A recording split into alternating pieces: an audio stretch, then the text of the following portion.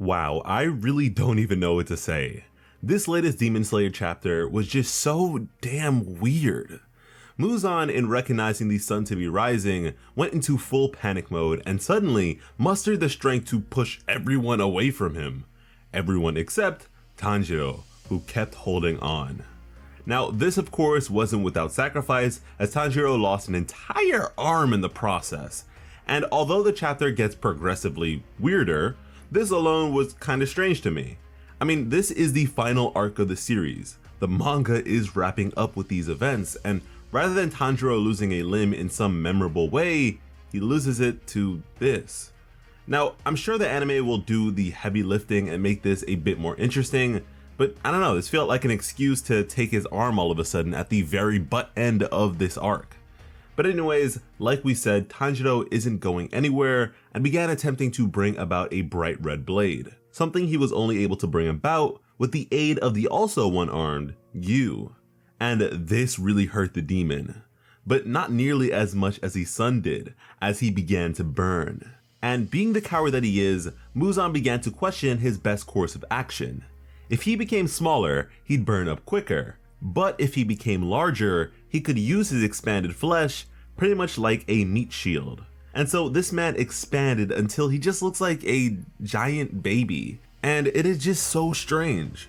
Now, because Tanjiro is still holding on, he began to get sucked up into it as Gyu couldn't hold on and was pushed back, as the big baby Muzan began to run off, or crawl off, I guess. And no lie, this chapter scared the hell out of me, because the week before, KJ and I joked about the end of this arc being on some Naruto shit, with a Kaguya type character being the mother of demons or something, with Muzan crying for her to pick him up.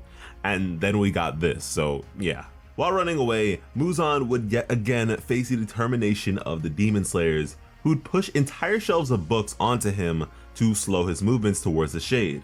The only thing I'd question here would be why this was a planned course of action for the Demon Slayers if they didn't know that Muzan could puff up in the first place.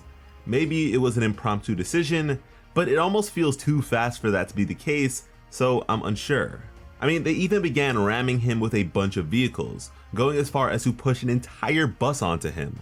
Now, Muzan attempted to resist and kill some of them off, but was thwarted yet again by the Hashira. First, we had a hand of his cut off by Sanemi, and then he was restrained by the chains of Gyome. And boy was Muzan hurting, but even still, he continued his attempts at escape. He began trying to burrow underground, and so Sanemi, Gyu, and Iguro all tried their best to intercept him. They all did damage, but it was surface level at best. However, I did find it interesting that only half of Iguro's face was shown after it got munched on previously.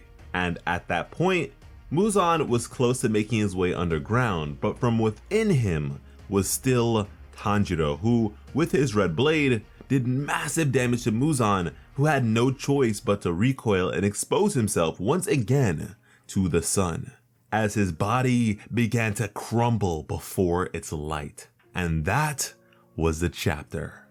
Now, to give you my thoughts on all this, as much as I understand why Muzan was inflated, I can't help but feel like seeing this big ugly baby perish isn't nearly as satisfying as seeing Muzan himself fall apart. I mean, this whole fight is kinda unorthodox to a shonen ending, I suppose. We're not getting an amazing final fight between Tanjiro and Muzan, which I guess I shouldn't be too surprised by, considering Tanjiro hasn't had a completely one-on-one victory since the hand demon at the beginning of the series. This has been a completely grueling battle that's absolutely destroyed the bodies of all those involved, which isn't the worst thing ever, but it's also not the best thing ever. It doesn't look that cool. And with this being the end of the fight, if not moments before, I must say I honestly prefer the various battles against the upper moons. For me at least, this whole Muzan thing is kinda anticlimactic. But if nothing else, I'm sure that if the anime approaches this part of the series in the same way as it did with its first season, it'll manage to be enjoyable one way or another. But that's all I have for you guys with this one. Let me know if I'm tripping when it comes to this fight, or if you agree with me. And as a side note, unfortunately, we got slapped with some fraudulent strikes on our past Demon Slayer videos, but we're doing our best to get them back.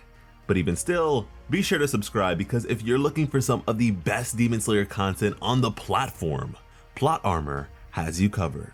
As always, I am Slice of Otaku. Thank you all so much for watching and have an awesome day. I love you.